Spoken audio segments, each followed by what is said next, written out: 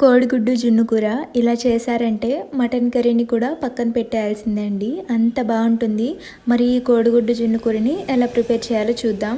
ముందుగా ఒక గిన్నెలోకి 6 పగలగొట్టిన కోడిగుడ్లు తీసుకొని ఉప్పు, పసుపు, కారం, మిరియాల పొడి వేసి బాగా మిక్స్ చేసి ఆయిల్ రాసిన బౌల్లోకి ట్రాన్స్ఫర్ చేసుకొని ఆవిరి పట్టి ఉడికించుకొని పక్కకు తీసుకోవాలి. ఇలా ఉడికించిన ఈ మిశ్రమాన్ని చల్లారిన తర్వాత మీడియం సైజ్ ముక్కలాగా కట్ చేసి తీసుకోవాలి.